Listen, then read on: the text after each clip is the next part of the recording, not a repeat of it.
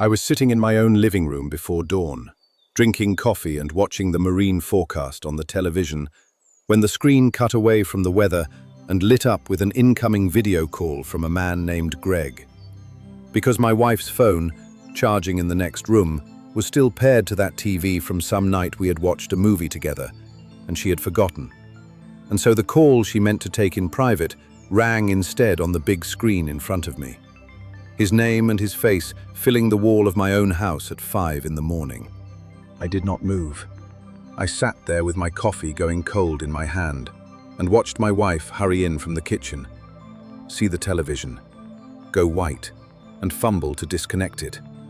And in the 2 or 3 seconds before she did, a string of his messages scrolled up that screen. And a man does not need to read many of them to understand what he is looking at. Then the screen went dark, and the marine forecast came back. Small craft advisory, seas building by afternoon, and we stood there in the grey light not saying anything. And I understood that the storm the radio was warning me about was not the one that mattered that morning. I am a lobsterman. I have fished these waters off the coast of Maine for 30 years, and the sea has taught me the one thing I want you to carry out of this whole story. The water that looks the most dangerous, the chop and the whitecaps you can see, is rarely the thing that kills you. What kills you is the current you cannot see, the riptide running underneath a surface that looks flat as glass, pulling everything out to sea while the top stays smooth and calm and innocent. By the time you feel it move under you, it has already carried you a mile from where you thought you were standing. My marriage had looked flat as glass, and there had been a current running under it for a long time, pulling my wife out to sea toward a man on a screen, and I never felt the water move until the morning his face lit up my living room wall.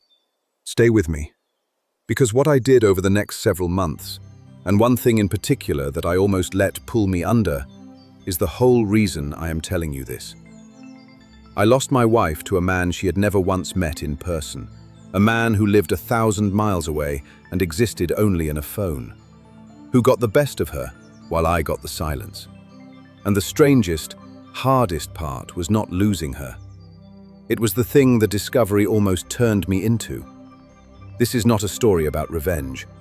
I never raised my hand or my voice. It is a story about a man who got pulled into a current, recognized it before it drowned him, and swam back to his own life. I am 52 years old. I fish lobster off the Maine coast. My own boat, my own string of traps. The kind of work that has been in my family for 3 generations and that takes everything a body has from before sunup through the season. I was married for 26 years. 2 kids, a son who is 13 and a daughter who is 9. If you are out there tonight and you ever lost someone you could see and touch to someone who only existed on a screen, tell me in the comments where you are watching from. There is a particular madness in grieving a marriage that ended for a man who was never even in the room. And I have learned I am not the only one who has stood in it. Let me tell you about the trust first, because in this one, the trust was real, and so was my part in breaking the ground it stood on. I married Carla when I was 26. She came from a fishing family too, so she knew what she was marrying, the seasons, the dark mornings, the way a lobsterman is married to the water for half the year, whether he likes it or not. And for a lot of years, she was my shore, the steady thing I came back to, and I loved her for it. But fishing is a hard, consuming life. In season, I am gone before she wakes and back after dark, salt-burned and bone-tired, with nothing left in me but enough to eat and sleep and do it again. I told myself, the way men in hard trades do, that the work was love, that every trap I hauled was the house and the kids and our future, and that being gone on the water all day was the same as being present. It is not. I gave the sea my best hours and my best self for 30 years, and I brought Carla home a tired, quiet man who had nothing left to say. I do not tell you that to excuse her. I tell you because a man who wants to read the water honestly has to admit where he let the current start. And I left my wife alone on the shore, season after season, with a silence in the house that something was always going to come and fill. I want the people who have never worked the water to understand what this life is, because it is hard for an outsider to picture. It is getting up at 3:30 in the cold and the dark, all season, while your family sleeps. It is hauling hundreds of traps in seas that would frighten most people off the dock, with your hands so cold and cracked they bleed into the salt. It is coming home so spent that you eat standing up and fall asleep in your chair before the kids are even in bed. It is months of that. And then a winter of fixing gear and worrying about money and waiting for it to start again. There is a deep pride in it. The pride of doing work most people could not do. Of feeding your family off the cold ocean the way your father and his father did. But there is a cost hidden in the pride, and the cost is presence. I was a magnificent provider and a ghost of a husband, there in body every winter and gone in spirit and exhaustion most of the rest. And I had convinced myself those two things were the same. They are not. A wife cannot warm herself by the pride you take in the work that keeps you from her.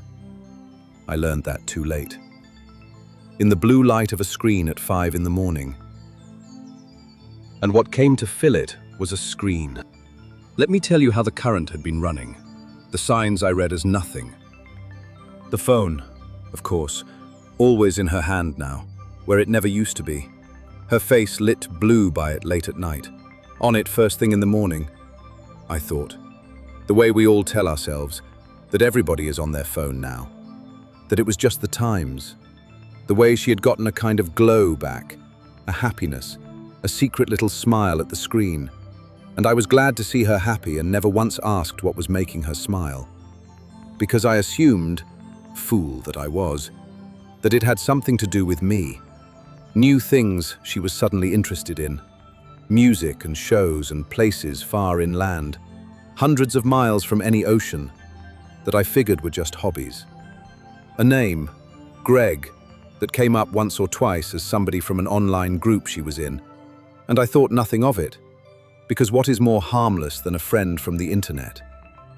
The current was running under all of it, quiet and smooth, and I never felt it, because the surface looked calm, and I was too tired from the water to look any deeper than the surface. There were other tells I let the fog hide.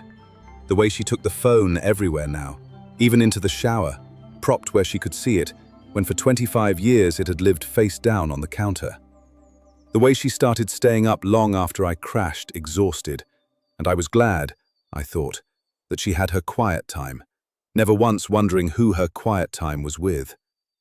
The earbuds in late at night, the soft laugh in the dark at something on the screen that I was not part of. And the strangest one, looking back, the way she stopped fighting with me. The little complaints of a marriage just stopped. The where were you, and the you never, and the we never. And I took the peace for happiness, when the truth was she had simply stopped expecting anything from me at all, because she was getting it all from 1,000 miles away. A wife who quits asking you for anything has not necessarily made peace. Sometimes she has just found another harbor. And the quiet you are enjoying is the quiet of her boat already slipping its lines. And then his face lit up my living room wall at 5 in the morning, and I felt the water move at last. That morning, after Carla fled to the bedroom and I was left standing in the grey light, I did not chase her in there and start a war. I want to tell you what that restraint took, because every part of me wanted answers that minute. Instead, I went out and I fished. The seas were building, the radio had said so, and a lobsterman does not get to take a personal day because his heart broke at dawn. The traps do not care. And honestly, the water was the only place I knew how to be that morning.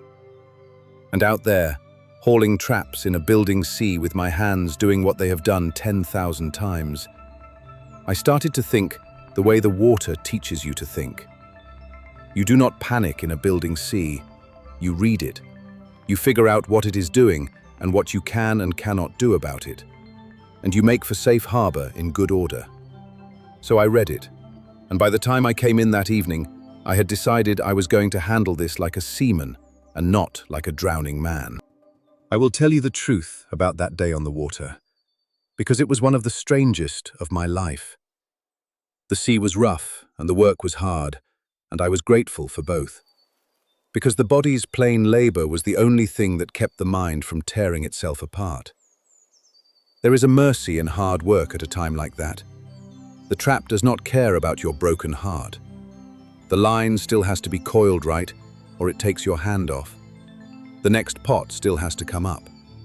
And in the rhythm of it, haul and band and bait and set, haul and band and bait and set, a man can put one foot in front of the other through the worst day of his life, because the work will not let him stop and fall apart. And somewhere in the not stopping, he finds out he is going to survive after all. By the time I steamed back into the harbor that evening, salt-crusted and emptied out, I had not solved one single thing, but I had remembered who I was. I was a man who reads the water and brings the boat home. And I was going to read this water too, and bring this boat home too, no matter how it had been building since dawn. The next morning, before the boat, I went and saw a lawyer in the county seat, and what that lawyer told me is the most useful thing I can hand you tonight. So write it down. Do not confront, do not panic, and find out exactly what the law protects before you do a single thing. Because the thing that feeds your family may be more protected than you fear. The lawyer was a woman who had handled a lot of divorces among fishing families on that coast, and she had a steadiness that put my own feet back under me. I told her everything: the television, Greg, the 1,000 miles, the 26 years. And then she told me some things about Maine that I did not know, and I am going to share the shape of them. Though I want to be clear, I am no lawyer, and your state runs its own way, and you need your own attorney for your own life. This is just my story. She told me first that Maine divides things fairly, equitably, which does not mean down the middle, but according to what is just, considering the whole long partnership of a marriage, who contributed what, over 26 years. That helped. But then she asked me about the business, the boat, the gear, and the license. And when I told her, she explained the thing that mattered most for a man in my trade. The boat and the traps and the truck, she said. Those are marital property, built during the marriage, and Carla has a fair claim to a share of their value. But the license, she said, the lobster license, is a different animal. In Maine, that license is not something you can just buy or sell or hand to somebody. It is limited, hard to get, tied to me personally as the licensed fisherman, earned through years on the water. And the law cannot simply award it to a wife who has never hauled a trap in her life, because it is not transferable like a bank account. That license, the very key to my entire livelihood, was mine, and stayed mine, because there was no way under the law to give it to anyone else. She said, they can divide the value of the gear, but they cannot take the thing that lets you go fishing at all.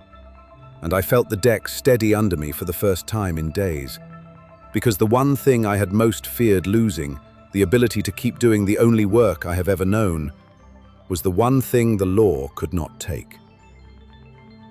She put it to me in a way I have never forgotten, and I will give it to you the same, because the principle reaches past lobster boats. She said, think of it like this. The boat is a thing you own, and a thing you own can be sold and the money split. But the license is not a thing you own. It is a permission the state gave to you, personally, because of who you are and what you have proven on the water over years. And a permission like that cannot be handed to somebody else any more than a captain's papers, or a doctor's license, or a plumber's master ticket can be cut in half and given to a spouse who never earned it. The work itself, the right to do it, is yours, woven into you. And the law knows the difference between a possession and a person.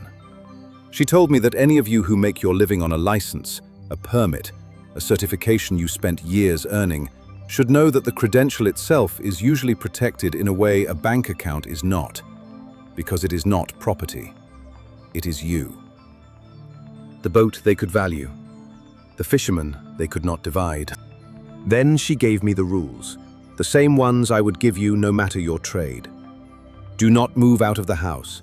Do not confront her further, because the calm, documented truth is worth more than any fight. Document what you need, the proof of the affair, gathered the lawful way, in case it ever matters. Protect the boat and the accounts, and keep your records somewhere she cannot reach them, off any device in the house, because in a world where a phone can throw a man's secrets onto a living room wall, you cannot be too careful where you keep your own. So I went home and I did the hardest acting a plain man ever did, which was to be civil over supper with a woman whose secret had lit up my own wall. And here is where I nearly went under, and this is the part I most need you to hear, because it is the trap of our exact time, and almost nobody warns you about it. That television was still paired to her phone, and I realized, the first night, that I could see things, that if I was patient and quiet, the same accident that had revealed Greg to me could be made to reveal more. I could read the current. I could watch, in real time, the affair that was taking my wife. Every message, every call, every word she said to him and he said to her. And I told myself it was for the divorce, that I was gathering evidence, that I needed to know. But that was a lie, I told myself, because the truth was darker and more human than that. I became unable to stop. Night after night, I sat in that dark living room after everyone was asleep, and I read it. I read the things my wife said to a man who was not me. I read the little names, the plans, the way she talked to him with a warmth she had not shown me in years. I read it until 2 and 3 in the morning, and then I got up at 4 and went out on the water on no sleep, with my heart in pieces and my head full of their words. And I want to tell you, a lobsterman on a building sea, running on 2 hours of sleep and a broken heart, is a man one wave away from never coming home. I nearly went over the side once, reaching for a trap I had no business reaching for. My mind 1,000 miles away in their messages, instead of on the deck under my feet. I want to sit in this part a minute, because if there is one thing in my whole story that I think more people are living tonight than any betrayal, it is this. It is the screen. It is the terrible, modern ability to watch your own wound bleed in real time, to have the betrayal available to you, all of it, any hour of the night, in your own hand or on your own wall. No man in my father's time could do what I did, when his heart broke. The thing that broke it was at least out of sight. Mine was streaming to my living room on demand, and I drank it like poison every single night because I could not stop. Because each message I read hurt me, and I went back for the next one anyway. The way your tongue keeps finding the broken tooth. I told myself knowing was power. It was not power, it was drowning. Every word I read pulled me further out to sea, further from sleep, further from my kids, further from my own deck where my life actually was. I lost 15 pounds. I stopped really seeing my own children across the supper table because I was somewhere else, in their messages, in the dark, in the current. I was alive in the daylight and drowning every night. And the thing holding me under was not Carla and it was not Greg. It was my own hand on that screen, refusing to let go.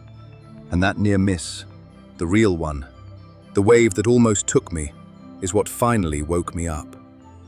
Because I am a man of the sea, and I knew, suddenly and all the way down, exactly what I had done to myself. I had swum straight into the riptide, watching their affair, reading every word, drowning myself in the current of it every single night. I was doing the one thing the sea teaches you never, ever to do when a riptide has you. You do not fight a riptide head-on.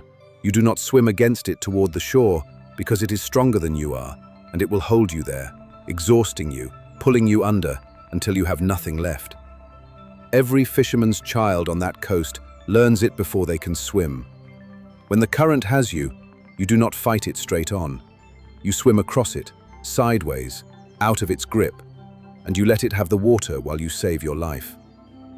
And I had been swimming straight into the current of my own betrayal for weeks, fighting it by staring at it, and it was about to drown me. On no sleep, on a building sea, with 2 kids who needed their father to come home. So I stopped. That night I did not turn on the television. I unpaired the phone from it myself, cut the connection, and I gave the rest of what I lawfully needed to my lawyer to handle the proper way, through the proper channels, so that I never had to read another word of it again. I swam across the current. I let it have the water. Watching her betrayal was never going to bring her back, and it was never going to bring me peace. It was only ever going to pull me under. And the day I quit fighting it head on and swam sideways out of it was the day I started to live again. If you are out there tonight refreshing a screen, reading the messages, watching the affair in real time, telling yourself you need to know, hear me as a man who almost died doing exactly that. Put it down. Swim across. The current is not yours to fight. Your life is on the shore, not out there in the water with them. I want to be plain about what I did and did not do with the screen, because there is a right way and a wrong way, and the difference matters. I did not keep watching to feed the wound, but before I cut it off, working with my lawyer's guidance, I made sure that whatever was lawfully mine to document for the divorce was documented properly. The once, the right way. And then I let it go entirely and let the professionals handle anything further.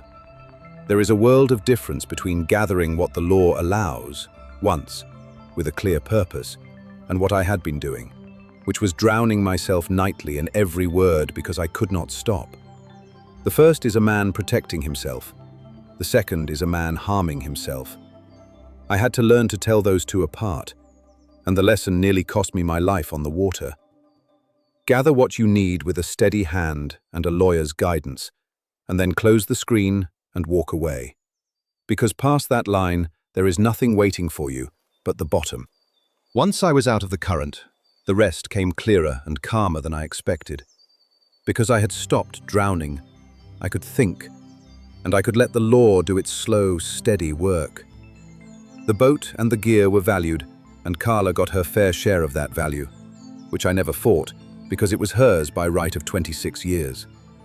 But the license stayed mine, the key to my whole living, untouchable, and the boat stayed working under me. Where there was genuine marital property to divide, I divided it fairly and without a fight, because I am not a thief. And I kept the one thing that mattered most after the kids, the ability to go out every morning and do the work my family has done for 3 generations. The work that was going to put my own kids through whatever they chose, with or without their mother on the shore. And Greg, the man on the screen, here is the thing about a love that lives entirely in a phone. It is not real. Not in the way the shore is real, and it cannot survive contact with the actual world. As long as Greg was a face on a screen 1,000 miles away, he could be anything Carla needed him to be. Perfect, attentive, endlessly interested. A fantasy with no morning breath and no bad days and no bills. But the screen is not the shore.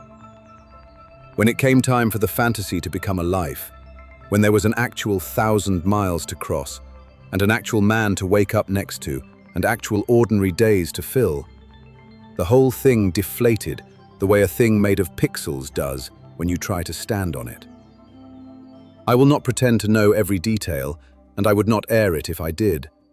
But a romance built entirely on a screen, where 2 people show each other only their best, lit, most flattering selves, is a romance with no keel and no ballast. And the first real swell of actual life rolls it right over. She had blown up a 26-year marriage for a man who was, in the end, mostly made of phone light. I take no joy in it, but I did not have to do a thing. The water between the screen and the shore did the work all on its own.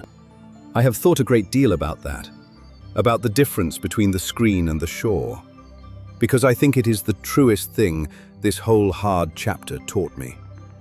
A screen only ever shows you the surface, the calm, flat top of the water, the best lit version, the part somebody chose to point the camera at. It cannot show you the current underneath, the bad mornings, the real weight of a real person on a real ordinary Tuesday. Carla fell in love with a surface. She fell in love with the calm, flat top of a man, the part Greg chose to show through a phone. And there was no way for her to feel the current underneath until she was already 1,000 miles out in it with no way back.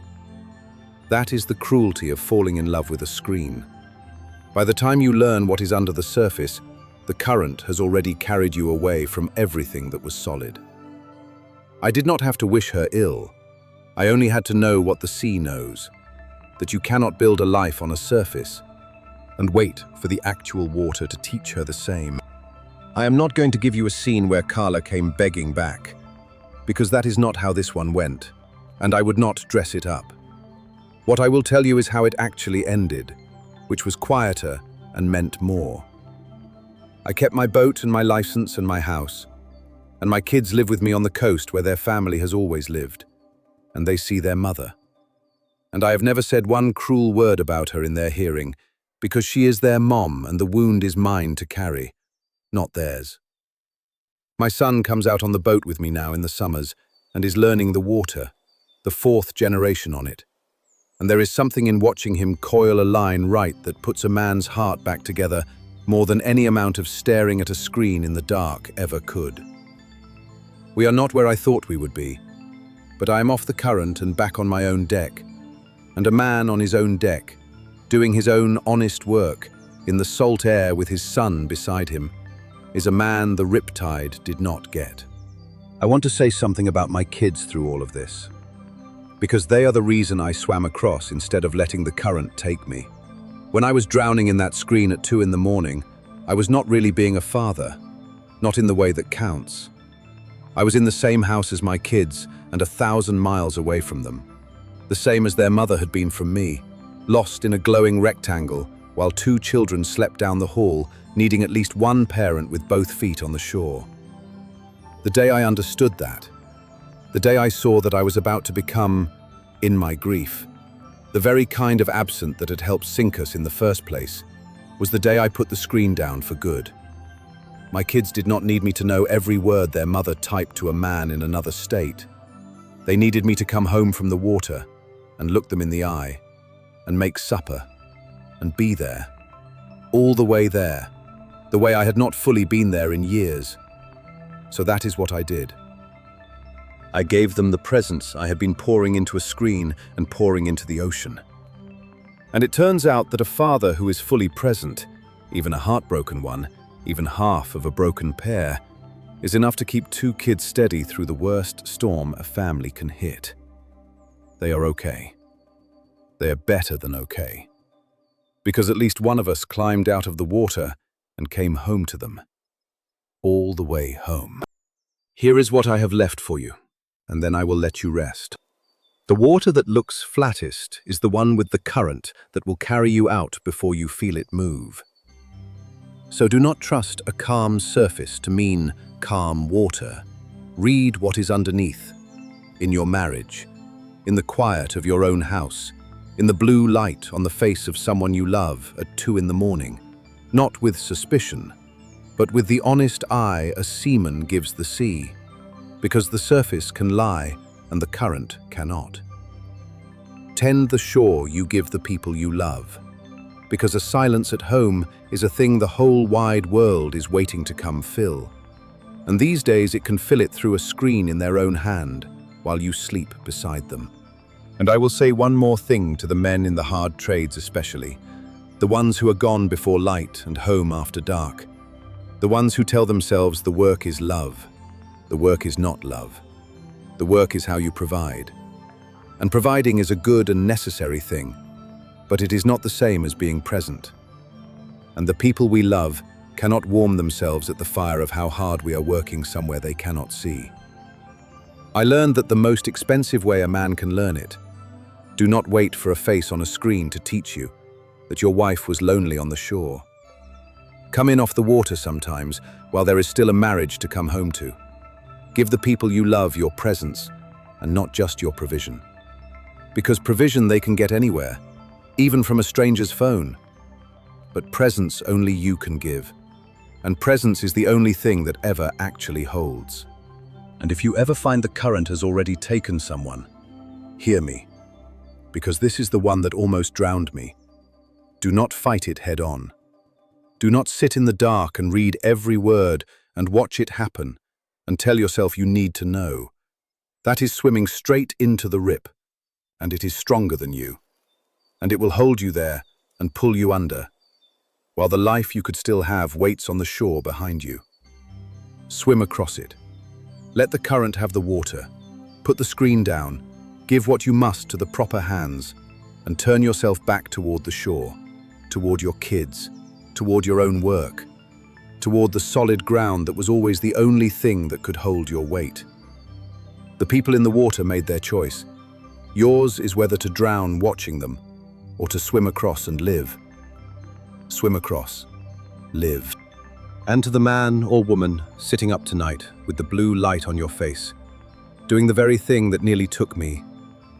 Let me say the last of it as plain as I know how. I understand why you cannot stop. Every word you read feels like it is bringing you closer to understanding, to closure, to some final answer that will make the pain make sense. But there is no answer down there. There is no message you will read that will heal you, only the next one that cuts deeper, and the next, forever. Because a wound you keep reopening cannot close. The closure you are looking for in that screen is not in the screen. It is on the shore.